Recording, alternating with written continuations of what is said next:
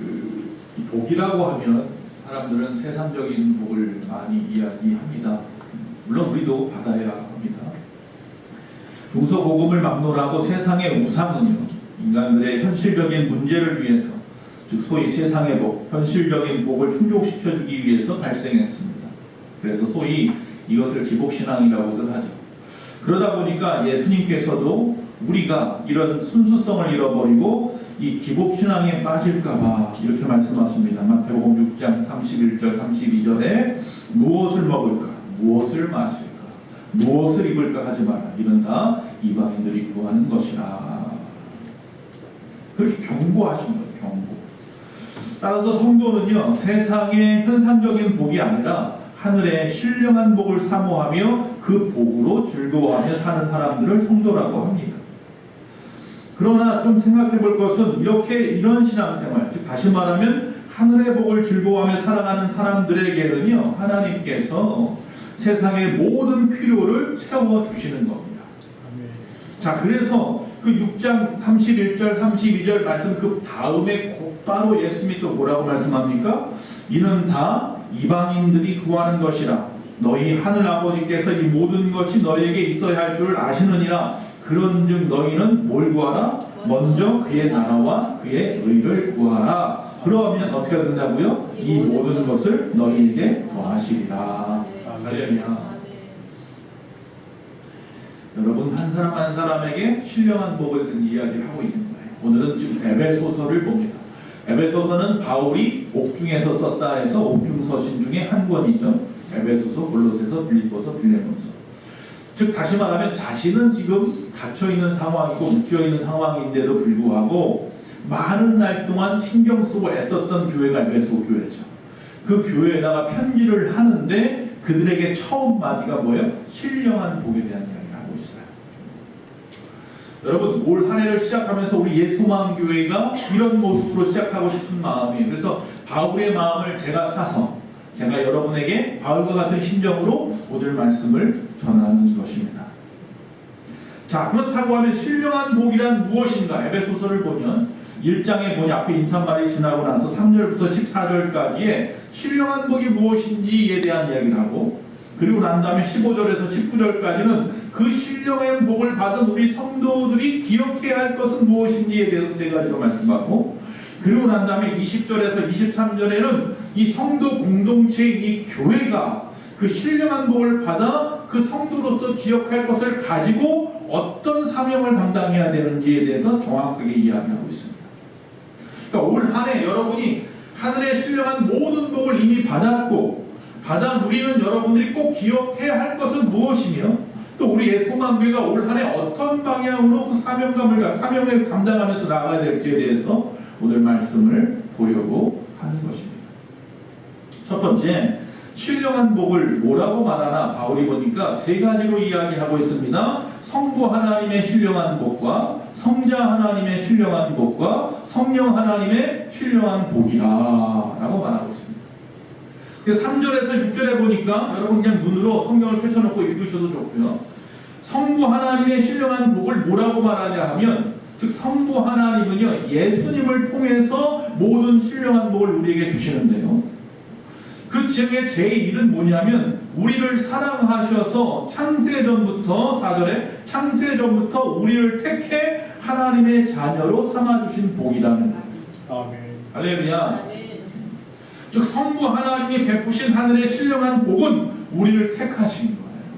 저와 여러분은 하나님으로 택함받은 자예요. 이것을 예정이라고도 하고 계획 작정이라고도 표현합니다. 그런데 하나님 우리를 택했다고 하니까 아유 그러면 나는 뭐 할 것 없겠네, 숙명론적으로 받아들이지 마세요. 즉 그 택하셨다는 이야기는 택한 자들에게 구원의 계획이 있다라는 이야기도 합니다.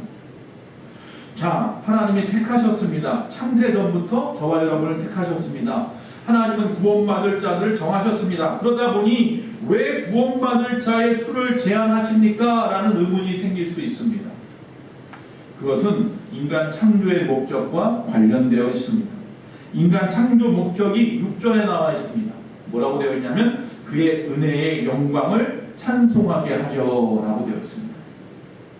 즉 예정은 우리를 나태하게 만들거나 수동적으로 만드는 것이 아니라 오히려 구원받은 자의 합당한 삶을 살게 하려는 것입니다. 그것이 찬양하며 사는 것입니다. 아멘. 여기서 창세전이라고 4절에 말했습니다. 우리가 택하심을 받은 것은요, 우리가 이 땅에 태어나 살던 중에 어떤 하나님의 필요나 아니면 우리의 노력에 의해서 선택된 것이 아니라 이미 창세 전에 우리를 이 땅에 보내시되 자신의 자녀로 삼으실 계획을 하셨다는 겁니다. 다시 말하면 우리는 창세 전부터 하나님의 신령한 복과 그 계획에 포함되어 있었던 사람들입니다. 할렐루야. 아멘. 그래서 복인 겁니다. 저와 여러분은 복받은 사람입니다. 아멘. 구원은 하나님이 자신을 위한 사역을 하시는 데에 철저하게 하나님의 주권과 은혜에 의해 이루어진 겁니다. 여기에 내 어떤 공로가 아무것도 포함되어 있지 않습니다. 내가 착한 일을 많이 해서요, 내가 헌금을 많이 해서요, 그래서 구원받는 게 아닙니다. 그러니 우리가 구원받는 것을 자만하거나 자랑할 필요가 없습니다. 오직 하나님의 뜻이고 하나님의 조건적인 주권적인 선택하심이기 때문에 우리가 할 일은 그저 나를 택해 주신 하나님 앞에 감사하고 찬송하며 영광 돌리며 살면 되는 것입니다. 평생토록 말입니다. 하나님의 택하심은 하나님의 기뻐하신 일입니다. 기쁨으로 우리를 택하셨단 말입니다. 그분이 우리에게 말합니다. 내가 거룩하니 너희도 거룩하라. 그래서 우리가 이 땅에 살아가는 동안에 우리를 거룩하게 하시려는 그 계획에 맞추어서 예수 믿는 사람들은요, 우리의 언어와 행실을 거룩하게 하셔야 됩니다. 더 중요한 일. 성도 하나님의 택하심이란 결국 전적으로 타락한 우리가 아무 공로 없이 이 특정한 은혜, 불가항력적인 은혜, 즉 예수의 십자가의 은혜를 입어서 하늘의 신령한 복을 받게 하시는 것입니다. 따라서 구원받은 성도의 행복한 삶이라는 것은 뭐냐면 주의 은혜를 날마다 찬송하며 사는 것입니다. 올해 우리 교회 표 히브리서 2장 12절, 내가 주를 찬양하리라. 할렐루야. 그게 행복한 겁니다. 세상의 것을 누려서가 아니라 세상의 쾌락이나 유혹에 따라 살아가는 것이 행복한 것이 아니라 주님을 날마다 찬양하며 살 수 있어 행복한 겁니다. 그런 행복한 성도가 되십시오. 할렐루야. 두 번째 복은 뭐냐면 성자 하나님의 신령한 복이다. 자, 첫 번째 성부 하나님의 신령한 복은 뭐라고 그랬어요? 인치시는 것이라고 했습니다. 그럼 성자 하나님의 신령한 복은 무엇이냐? 이미 앞에 열어놨네요. 자, 예수님을 우리는 세상의 소망이라고 합니다. 우리 교회 이름이 뭐라고요? 예수 소망교회. 그래서 우리 교회 이름이 세상의 소망이 되라 해서 예수 소망교회입니다. 자, 이 예수 소망, 즉 세상의 소망 되시는 이유가 뭡니까? 왜 예수님이 세상의 소망입니까? 그의 이름으로 무엇이니 구하면 다 들어주신다고 해서 세상의 소망입니까? 그것도 일부분이 될 수 있겠죠. 그러나 진정한 세상의 소망의 이유는 이 에베소서 말씀에 보니 하나님께로부터 죄와 허물로 죽을 수밖에 없던 우리가 구원받을 수 있는 유일한 길, 그 길을 열어주셨는데 이 땅에 자신의 아들 예수 그리스도를 보내시고 그가 우리를 위하여 친히 속죄 제물이 되셔서 우리의 모든 죄를 짊어지시고 저 골고다 언덕 십자가 위에 올라가셔 그 모든 물과 피를 다 흘려서 우리의 모든 죄를 덮으심으로 말미암아 속량하심으로 말미암아 우리가 뭐함을 얻었다? 죄사함을 얻었느니라. 아멘. 그게 성자 하나님의 신령한 복이에요. 우리의 모든 죄를 사하신 거예요. 하나님의 구원 계획과 그 작정하심 안에서 말입니다. 그리고 여기에 더 추가한다면 하나님께 받은 지혜와 총명으로 우주를 통치하시는 하나님의 경륜을 알게 하셨다. 오늘 본문 말씀에 9절에 나와 있죠.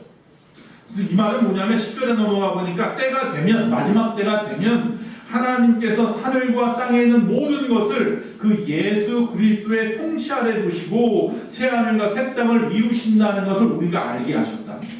예수 그리스도를 통해서 말이죠.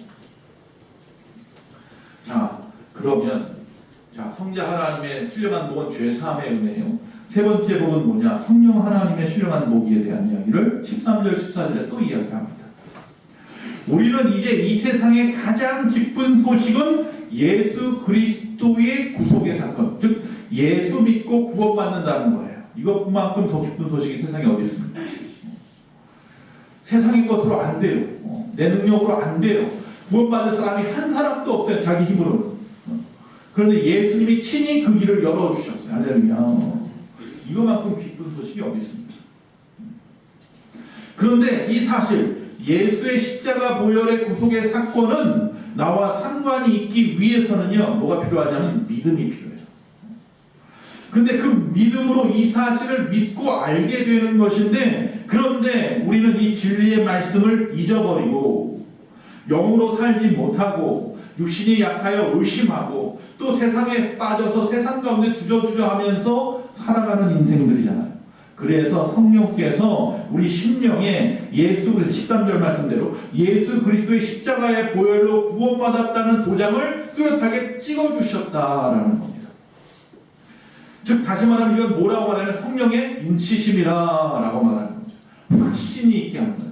당신 믿었습니까? 당신 예수 믿습니까? 당신 구원 받았습니까? 라고 할 때 성령께서 우리 가운데 확신함을 주시는 거예요. 우리가 성령 충만하면 세상이 나를 아무리 넘어뜨리려고 해도 내 믿음에 의심치 않고, 할렐루야, 확신을 가지고 확신 가운데에서 살아가는 거예요. 나의 구원에 대한 보증이 되어주셨다, 성령께서. 그리고 더 나아가서 성령이 우리가 충만해지면 우리는 세상을 이기고, 할렐루야, 악한 마귀 사단의 세력을 이기고 무너뜨리며 또한 주의 복음을 위하여 우리 교회 안에서 아름다운 덕을 세우고 살아갈 수 있게 하신다는 거예요. 우리에게 성령의 열매를 주시고 성령의 은사를 부어주셔서 말이죠. 따라서 성부 하나님의 택하심과 성령 예수님의 죄사함과 성령 하나님의 인치심이 바로 뭐예요? 하늘에 신령한 모든 소식. 이건 이미 우리가 받은 줄로 믿습니다. 아멘. 햇빛과 빛처럼 하나님이 베푸시는 일반 은총이라는 것이 있어요. 크리스천에게나 세상 사람에게나 모두에게 주시는 은총이죠. 그러나 세상 사람들은 그것도 모르고 당연하다고 생각하지만 말입니다. 하지만 이 신령한 복은요, 오직 예수 그리스도를 통해서만 누릴 수 있는 겁니다. 그렇기 때문에 어떤 물질이나 권력이나 지식이나 어떤 세상의 명예나 어떤 것 가지고도 구할 수 없는 것입니다. 이것은 오직 주님이 우리에게 주셔야만 받을 수 있는 것이기 때문에 신령한 복인 거예요. 우리는 부활 소망과 천국의 기업과 이 신령한 복을 얻은 자입니다. 이게 바로 크리스천입니다. 아멘. 우리는 복을 찾기 위해 다른 곳에 기웃거릴 필요가 없습니다. 모든 복이 그리스도 안에 다 있습니다. 3절에 분명히 말씀하면서, 즉 오늘 이 말씀을 시작하면서 신령한 복에 대한 이야기를 하면서 찬송하리로다로 시작합니다. 그리고 성부 하나님, 성자 하나님, 성령 하나님의 복에 대한 말씀을 하면서 또 뭐라고 그래요? 찬송하라로 끝냅니다. 각각. 즉 다시 말하면 이 에베소서를 쓴 사도 바울이 강력하게 우리에게 말씀하고 싶은 것은 우리는 하나님의 신령한 복을 받았으니 이미 우리는 찬송할 자로 세워졌다는 거예요. 우리 평생에 해야 할 일은 뭐예요? 찬송하며 사는 거예요. 자, 이런 신령한 복을 받은 우리가 두 번째 기억해야 할 것이 있다고 말씀하고 있습니다.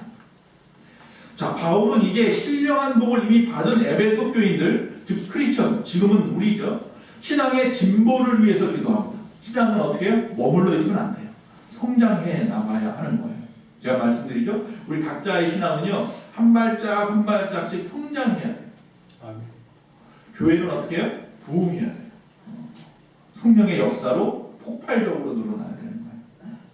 그러나 각자 개인은요, 신앙의 성장이 항상 꾸준하게 밑에 뿌리부터 이렇게 한 발씩 올라가요. 한 번에 그냥 높이 올라가게 하지 마세요. 가라앉 진짜 하나씩. 그래서 말씀을 합니다. 우리가 하나님에 대한 바른 지식을 소유하지 않으면 우리는 언제든지 흔들릴 수 있어요. 주변에 악한 괴계가 우리를 그냥 놔두지 않아요. 사단의 세력들이. 그 당시에도 에베소 교회 이 당시 바울이 잡혀가던 이 당시에도 이 영지주의자들이 인간의 이성을 통해서 이해되지 않는 신은 아니다, 거짓이다라고 말을 했어요. 또 율법을 통해서 구원받는다라고 유대주의자들이 또 말을 했어요. 그 사이에 끼어서 이러지도 저러지도 못하고 있었던 그들에게 오직 믿음으로 구원을 받는다라고 제시한 것이 바울이 예수 그리스도를 통해서 구원받는다라고 이야기합니다. 즉 성령의 조명으로 우리에게 지혜와 계시의 영을 부어주셔서 하나님을 믿게 함으로 말미암아 이제는 육의 눈이 아니라 영의 눈으로 하늘의 신령한 것들을 바라보는 자들이여 그러니 너희들은 이것을 기억해라 라고 말하면서 세 가지를 기억하라고 말했는데 첫 번째 18절에 보니까 부르심의 소망이라 그랬어요. 부르심의 소망. 지혜와 계시의 영이 우리의 영의 눈을 갖다 열어주시면 그럼 먼저 뭘 밟고 알게 되냐면요, 하나님이 나를 부르신 목적을 알게 됩니다. 즉 성도는 그래서 그 목적에 소망을 두면서 살아가요. 아, 하나님이 나를 부르셨구나, 내가 이 땅에서 무엇을 하기 원하시는구나 알게 되면 거기에다가 목적에다가 소망을 두고 살아가기 때문에 세상이 흔들리지 않아요. 어떤 유혹에도 넘어가지 않아요. 어떤 위협에도 칼에도 굴복하지 않아요.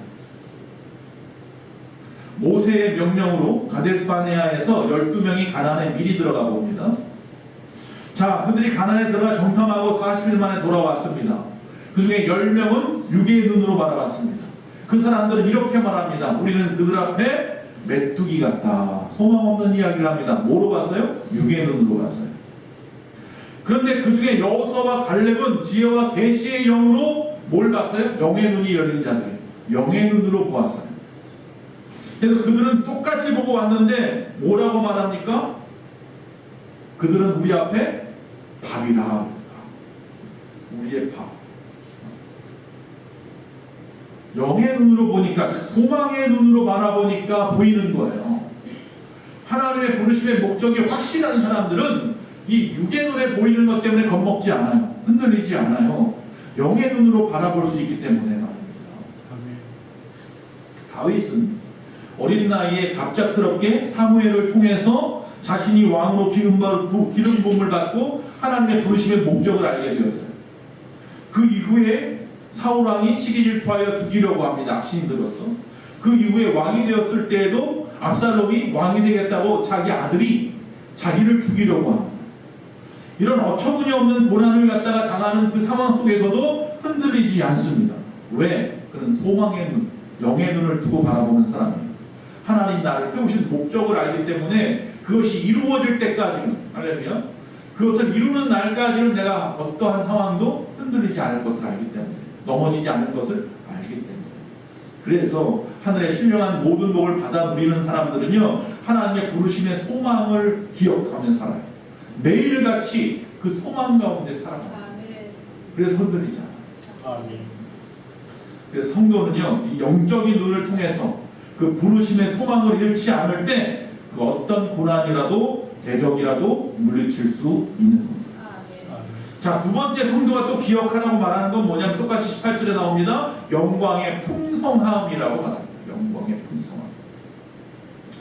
사람들에게는요, 열등의식을 가지고 살아가는 사람들이 있어요. 그 중에는. 자, 우리가 열등의식에 빠지는 이유는요, 자신의 존재 가치를 깨닫지 못하기 때문입니다. 남들하고 비교하여 보아 내가 부족하고 연약한 것만 보여요. 이스라엘 백성들은요, 여호와 하나님에 대한 자신들의 그 신앙이 얼마나 영광스러운 것인지, 놀라운 것인지 깨닫지 못하고 그들은 가나안에 들어가자마자 이방신에게 한눈 팔기 시작합니다. 성도는 장차올 하나님의 영광을 바라보며 살아가야 되는데, 이 사람들은 장차올 하나님의 영광은 보이지 않고 그냥 세상 사람들의 부요함만 보이고 육신의 정욕, 안목의 정욕, 이생의 자랑을 따라 살아가는 사람들만 부러워해요. 결국 그래서 그들은 하나님의 백성이라는 자격을 상실하게 되죠. 저와 여러분도 명심해야 합니다. 우리가 하늘의 신령한 모든 것을 받았다고 하면서도 세상을 따라 살아가는 사람들이 부러우십니까? 세상의 풍요가 부럽습니까? 나는 정말 그들 앞에 아무것도 아닌 것 같습니까? 내 가치가 없어 보이십니까? 그럼 우리는 그리스도인으로서의 자격을 상실한 자입니다. 그리스도 안에서 세상 가운데 내가 크리스천임을, 세상 가운데 주님 안에서 내가 크리스천임을 자랑하며 살아야 되는데, 예수 그리스도의 향기를 내며 살아야 되는데, 세상 사람들과 똑같은 냄새 나는 그거 원하며 살았다면 그게 무슨 크리스천입니까? 세상 사람이지. 여러분, 그리스도의 영광에 대해서 영의 눈으로 보고 체험하는 분들 되시기 바랍니다. 어떤 순간에도 주님을 자랑하시고 주의 은혜에 감격하면서 살아가는 것이 크리스천입니다. 이런 사람들 로마서 8장 18절에 바울이 이렇게 고백합니다. 이런 사람들은 현재의 고난은 장차 우리에게 나타날 영광에 비교할 수 없다라는 것을 깨달은 사람이라고 말합니다. 이런 사람을 또 뭐라고 말하냐면 세상이 감당치 못할 사람이다. 비록 이 세례 요한을 향하여서 말씀하시고 제자들을 향하여 말씀하시고, 지금 우리 한국 땅에서도 주기철 목사님이나 손양원 목사님 같은 분들을 향하여 또 수많은 순교자들을 향하여 이야기합니다. 세상이 감당치 못할 분들이다. 우리 예수만교회 성도님들도 세상이 감당치 못할 삶을 사시기 바랍니다. 아멘. 하나님이 주시는 그 풍성한 영광을 바라보십시오. 세상이 주는 것에 마음 빼앗기고 거기에 집착하다 보면 자신의 연약함밖에 보이지 않습니다. 세 번째 또 기억해야 될 것이 있다고 합니다. 능력의 지극히 크심을 기억하라. 19절에 말합니다. 이스라엘은 출애굽하는 과정에 수없이 많은 하나님의 능력을 체험했잖아요. 홍해가 갈라지는 것, 아니 그 전에 10가지 재앙을 내리는 것부터 시작했어요. 그 광야에 들어와서 물도 하나님이 주시고 먹을 것도 메추라기도 하나님이 주시고 만나도 주시고 구름기둥 불기둥으로 그들을 보호하시고 인도하시고 엄청난 기적을 봤는데, 그럼에도 그들의 40년 광야 생활은 끊임없는 원망이고 불평이고 부정적인 생각뿐이었습니다.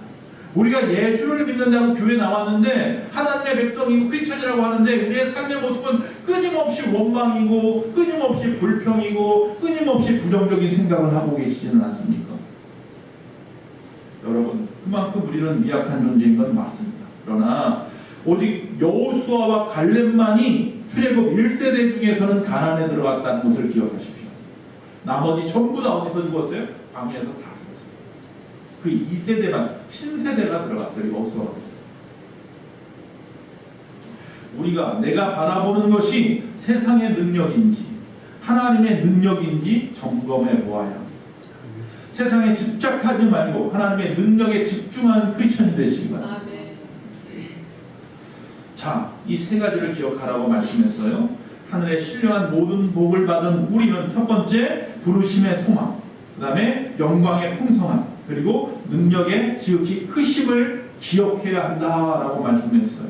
그리고 난 다음에 이 교회 공동체의 사명에 대한 이야기를 하고 있는 겁니다. 20절에서 23절까지.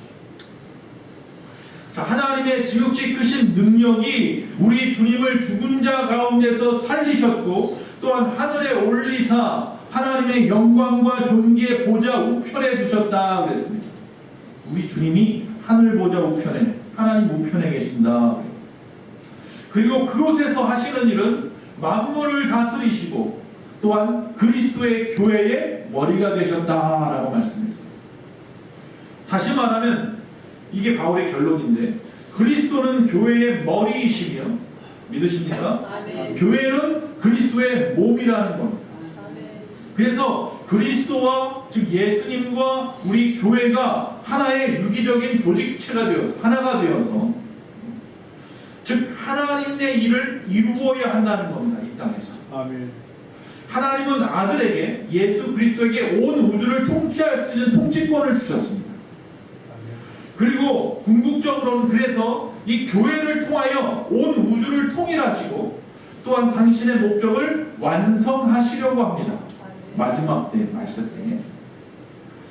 그리고 그 모든 것으로 세상을 충만하게 하시는 것이 주님이 하시는 일입니다. 그의 충만함으로 충만하라 말씀하시죠.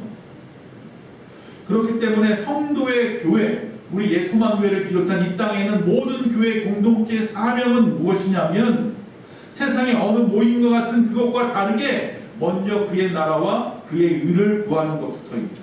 아멘. 그리고 따라서 교회의 사명은 무엇이냐면 그리스도를 통하여서 그의 나라와 그의 의가 이 땅 위에 위대하게 펼쳐지는 겁니다. 아멘. 교회의 사명입니다. 그게 바로 구원의 계획입니다. 만물 가운데 충만하게 하나님의 영광이 드러나는 겁니다. 그게 교회의 사명입니다. 교회가 자기들만의 교회, 그들만의 교회가 되어서 교회 문 안에 갇혀서 스스로 갇혀서 세상과 단절된 모습으로 있는 것이 아니라 세상의 문을 열고 나아가서 세상 가운데 예수 그리스도의 그 놀라우신 통치하심을 보이고 그 하나님의 그 원대한 뜻이 이 땅에 이루어질 수 있도록 나 자신을 맡겨드리는 겁니다. 아멘. 그게 교회의 사명이고 성도의 사명입니다. 결과적으로 성도들은 그런 하나님의 계획을 위해서 부름받은 자들입니다. 맡겨진 사명을 완수하기 위해서 최선의 삶을 살아가는, 최선을 다하는 삶을 살아가는 그게 그리스도인의 삶입니다. 아멘. 올 한 해 우리 예수만교회를 향한 하나님의 뜻입니다. 아멘. 그래서 올해는 우리 교회가 건강한 교회가 되자라는 것은 지난주 말씀처럼 세상에 나가 복음을 들고 나가 당당히 전할 힘이 있어야 된다는 거예요. 성령의 능력이 있어야 되는 거예요. 아멘. 행복한 성도가 되자는 것은 제가 말씀드렸죠. 새해 복 많이 받으세요. 여러분 행복하세요. 행복은 만드는 거예요. 스스로 하나님 앞에서 행복한 사람을 살아갈 수 있다는 거예요. 뭐 어떻게 하라는 거예요? 기뻐하라고 했어요. 뭐함으로? 찬송함으로. 그건 제 말씀이 아니에요. 히브리서 말씀이에요. 내가 주님을 찬송하리라. 이게 행복한 삶이에요. 자, 말씀을 오늘 좀 짧았나 봐요. 일찍 끝나는 말씀이. 마치면서 여러분과 제가 꼭 읽었으면 하는 성경 구절이 있습니다. 고린도전서 15장 58절 말씀입니다. 앞에서 적혀있죠? 큰 목소리로 다 같이 읽겠습니다. 시작. 그러므로 내 사랑하는 형제가 전심하며 흔들리지 말고 항상 주의 일에 더 힘쓰는 자들이 되라. 이는 너희 수고가 주 안에서 헛되지 않은 줄 알리라. 할렐루야. 아멘. 이것은 바울이 하는 말이기도 하지만 우리 주님의 마음입니다. 아멘. 저와 이분은 이미 하늘의 신령한 모든 복을 받았습니다. 하나님 우리를 택하셨고 우리의 죄를 사하셨습니다. 우리를 인치셔서 확증하시고 보증하셨습니다. 그래서 우리에게 성령의 능력 충만한 역사 가운데 세상 가운데 주의 복음의 역할을 감당하기를 원하십니다. 우리가 기억해야 될 것은 그래서 우리를 부르심의 소망이 있음을 늘 기억하시고 하나님의 영광의 풍성함 세상에 감당치 못할 사람이 되시고 능력의 지극히 크심 그 능력에 집중하시기를 간절히 바랍니다. 그러면 하나님의 사명을 하나님 우리에게 주신 그 사명을 이룰 수 있습니다. 그리스도를 통한 하나님의 위대하신 구원의 계획을 만물 가운데 충만하게 드러내는 것. 올 한 해 그런 우리 예수만 교회가 되기를 간절히 축원합니다. 아멘.